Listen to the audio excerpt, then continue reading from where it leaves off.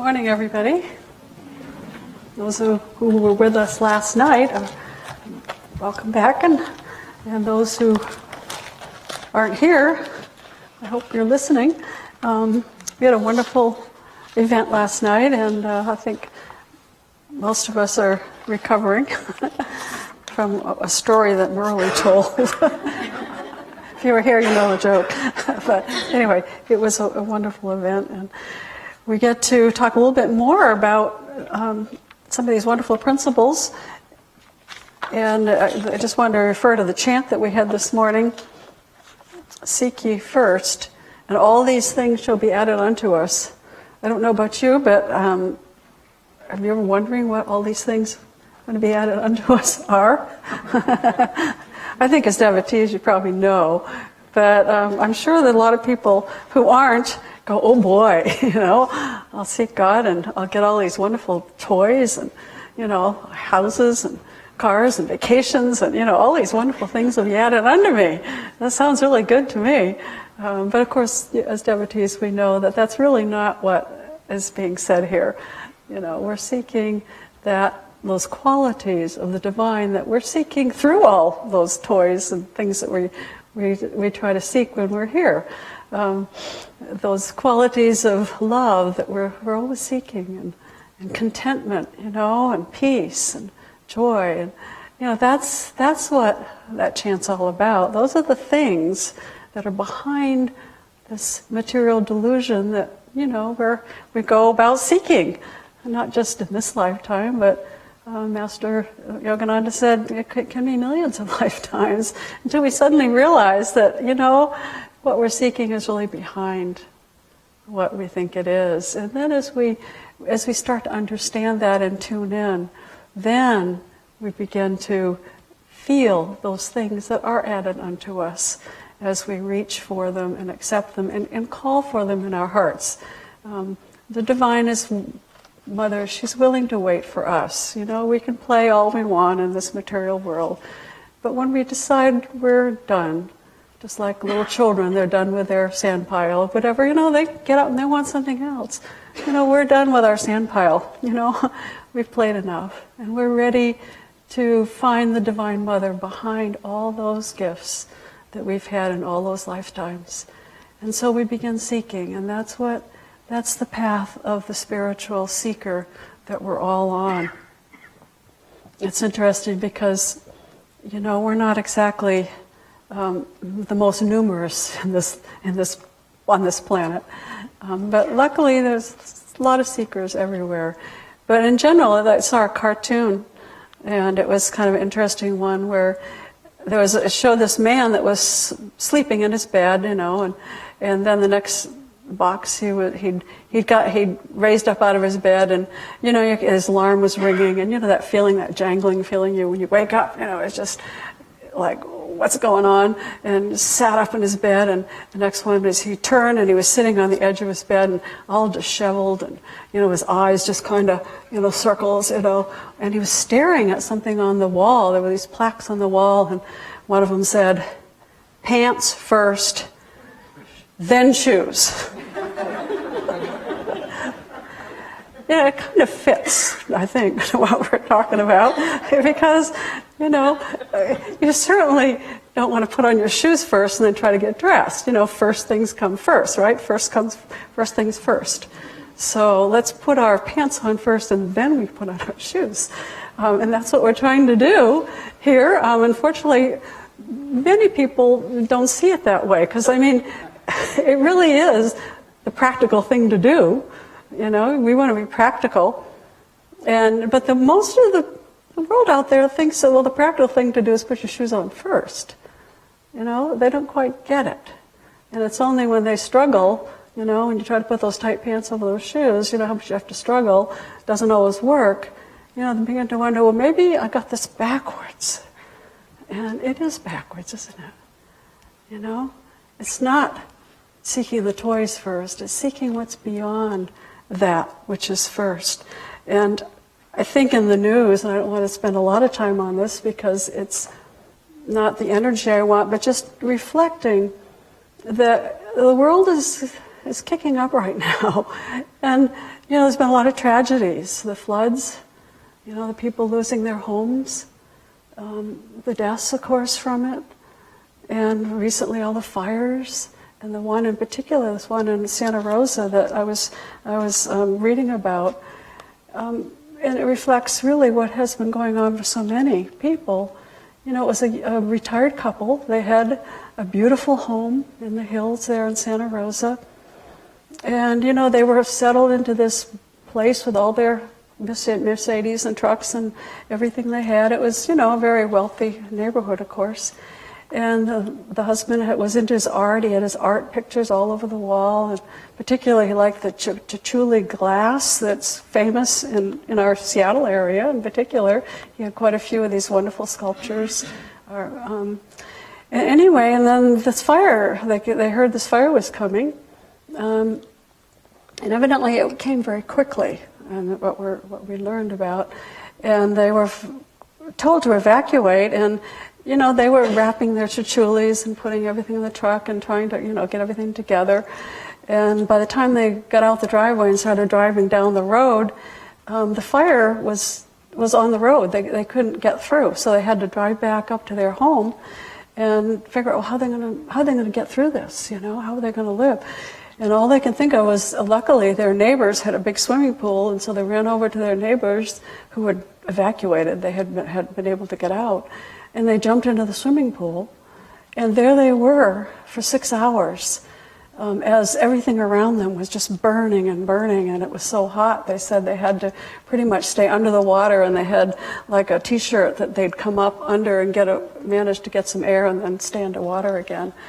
And and they had their cell phone up on the side of the pool, and they said finally when it cooled down and they could come up again, that cell phone had melted. It was that hot. And when they had gotten out, they looked around and there was nothing standing. Everything was gone. They walked up to where their home was. Nothing. I mean, the pictures of this area, there weren't even any timbers standing. It was just all ash. And I think, those people, they had put their lives into making their lives comfortable, and secure. They probably had a nice bank account somewhere, but their material world, in that instant, disappeared. It went away. And, it's just a reflection of so many people that's happened to recently. And so, I guess what I'm wanting to do is just look at, is there another way to live? Do we want to live in this material world, putting all our faith in all the stuff? Because the stuff is not permanent. Just like we aren't, but, we keep putting that one off. So can we put God first in our world, in our life, and really make that change? It doesn't mean we can't have nice things, but it's just not where we have all our energy, our importance. Because, in a minute it could go away. Who knows? But then, what is it? Material stuff is not permanent anyway. The other example I wanted to show is our beautiful Ananda village. As we all have, many of us have been there. And of course, years ago there was a fire and it burned everything down. And I don't want to talk about fires, but that's what it is.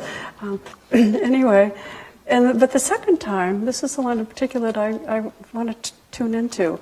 There was a fire, and by then this beautiful expanding light had been built, and of course a lot more beautiful homes had arisen up.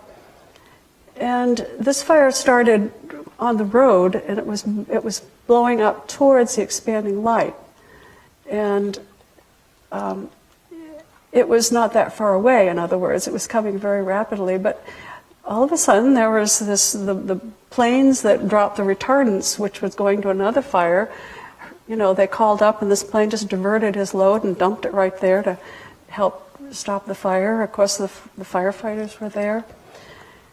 But in the meantime, the people in the village had gathered in a circle in the field. It's a lovely field there by Master's Market.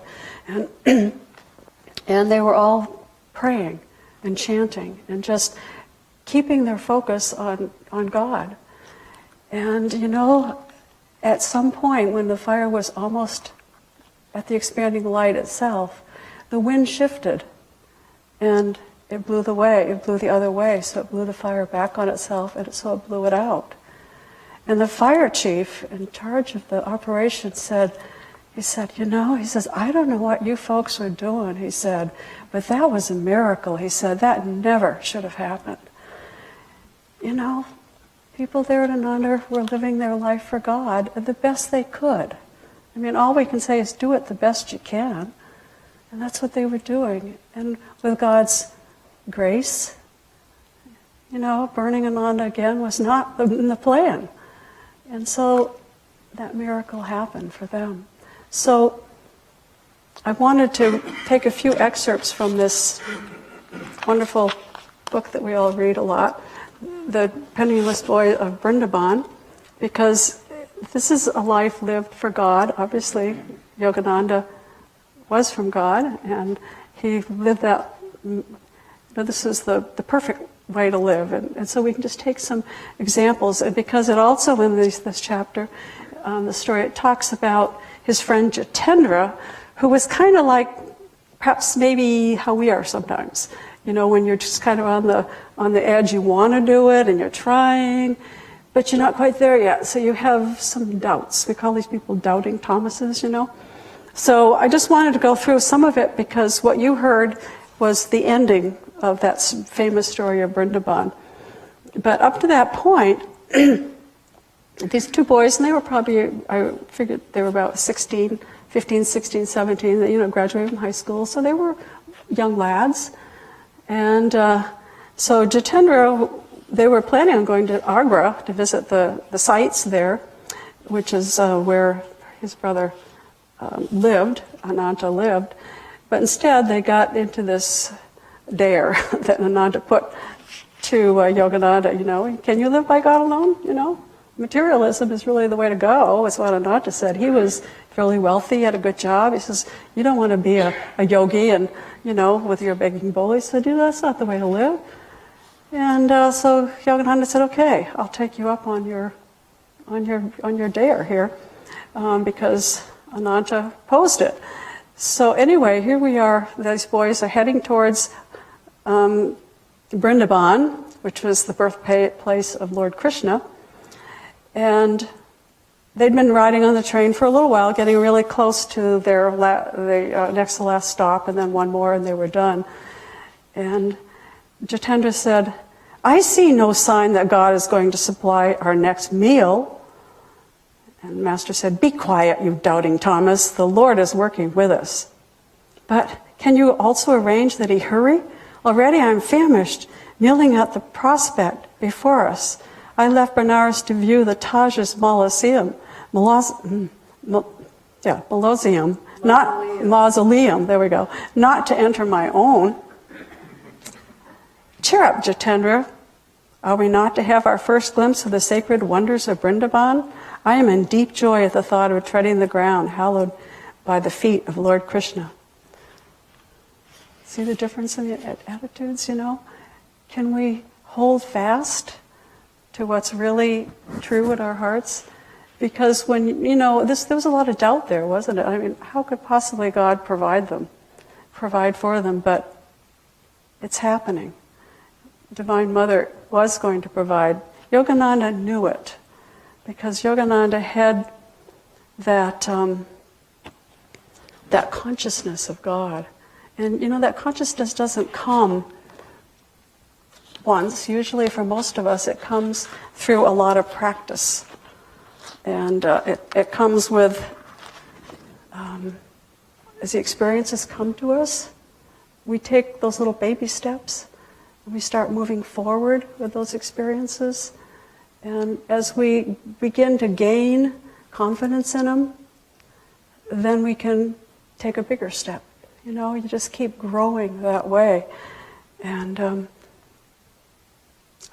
I'm going to talk about, and we had two old friends just walked in today. Anyway, Betsy and Tim Hay.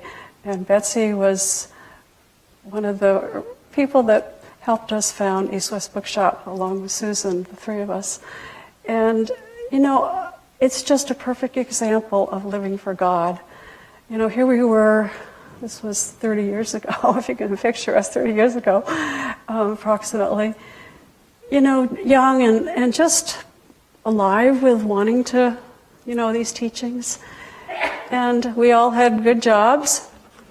I had a good job working for the school district, and Betsy had a good job, and Susan had her fledgling but budding design business. And it was just this need that all three of us felt. That Divine Mother, we wanted to bring Ananda here we wanted Ananda here to grow. We were just a little meditation group. We were a little rented space on Highway 99. It was pretty sad, but it's what we had. That's what we had. And so, we just knew we needed something where we could work together and, where we could have some outreach. And, when God calls and you just felt that there was a need to do this. And so it happened. It's like, it was okay to give up the security of the money, the security, the benefits, and all the things from the jobs. Because at that point, of course, there was no position. We had to create it. And there was no money, we had to create it. And yet it was like jumping off the cliff, but we jumped. And it was a matter of giving up the security, which is really what this material world is trying to do. And just jumping in and doing what we thought was the right thing to do. It felt so right. And it really was. It was God calling us from within. There's no big drums and, drum rolls and, don't I wish, appearing to us, in the flesh and saying, now, your next step, you need to do this. It frequently is, most of the time it's not that way. It's a little more subtle. You have to jump in. So we jumped in. And, it was one of the biggest blessings to this day of my life, to be able to just have Divine Mother work through me, and I think for the other two, it was such a way to grow. And I remember the joy. I remember I was buying these little crystals. We didn't know what we were doing. Are you kidding? We had no experience with this. We were helpless. And I was buying these little crystals and stuff, and I was pricing them, and I was so joyful I could hardly do it. I thought, what is it about this job that I really like? Well, it wasn't the job that I really liked necessarily. It was the fact that Divine Mother was just showering us with the blessings of doing her will, of living for God in that particular way. It doesn't have to be some way that's, preaching and whatever. It can be whatever. So just putting that little price sticker on the crystal. It didn't matter. It was the fact that I felt that I was a channel for that divine. And that's what going for God's all about. It's jumping off the cliff sometimes. Not always. Sometimes it's just some little thing, some little thing that you change. It's the way you treat maybe someone else, the way you think about something somewhere else. Always coming from that higher point. If you can come from your highest, that's all we can ask. And Divine Mother is always there. There's a story that Yogananda tells about meeting a man when he was on the train. He was going from Boston back to Los Angeles, which is where his headquarters was at the time. And there was a man in his compartment that was obviously very wealthy and dressed well and prosperous, but Yogananda could see the man was not happy. And so Yogananda, being how he was, he just looked at the man and he said, well, are you happy? The man kind of looked at him, he was a little put off by it. And he said, well, is that your business? And Yogananda said, yeah, that's my business. He said, I resurrect the walking dead. Yeah. So it's pretty audacious, wasn't he? And so the man was a little taken back, and he he was kind of glaring at Yogananda, and he says, well, of course I'm happy. He became very defensive. I put $60,000 in the bank at the end of every month. Of course I'm happy. And Yogananda said, well, but tomorrow you may not be able to access that money. Have you opened up your bank account with God yet? And the man started to get a little interested. I opened up my bank account with God. And they started talking, and, he actually became a little interested. He said, well, when you come to Boston next, he said, which is where the man lived, he said, would you please come visit me? I'd like to, learn more about the teachings. And Yogananda said, well, yes, I can. But he said, why don't you come to Los Angeles? You're after your business trip here in Los Angeles, just soon, just come visit me, and I'd be happy we could talk some more and, learn. And the man said, oh, I'm too busy. I've got to get back to Boston after my business trip. I have to go back to Boston. But when you come back, visit me. So I said, okay. And so Yogananda did go back to Boston within, a little while later, months later, and he looked the man up. And they said, oh, well, he died. He was hit by a truck. And so Yogananda felt quite sad about it. He said, that man was just beginning to open up, just beginning to become open to other realities. And he said, now it's too late for him. So have you opened up your bank account with God today? I like to look at it that way. We're talking about the bank account of putting God first in our life, reaching up and just drawing that divine to us in whatever way we can. It's different for everybody. But it is the way to live. It's the right way to live. It's the safe and secure way to live in that highest sense. Because there isn't a yogi, there isn't a saint, there isn't a master in any religion who hasn't, when they find the end point, when their bank account is full of that divine grace, they all say, it's the only thing that matters. None of them say, oh, I made a mistake, I should have made $1 million instead. I mean, that's just not what we do. And we know it. Most of us who've been on the path even a little while begin to know it pretty quickly. You begin to feel that joy. So, and of course, another way to help you along this journey is to meditate more and more deeply. We keep talking about that, but it works. So why not keep talking about it? It's probably the best kept secret. Be the change. That's what's going on right now for Ananda. Be the change. Get out there. Tell your friends. Bring them. Help them to meditate with you. We're forces of change, changing consciousness, lifting consciousness, so that we can live from that consciousness, because consciousness is really all that is. So all we want is that bliss and that joy. So seek ye first the kingdom of God, and all these things shall be added unto you. And we're just going to spend another minute or two chanting that chant that we chant at the beginning. Okay.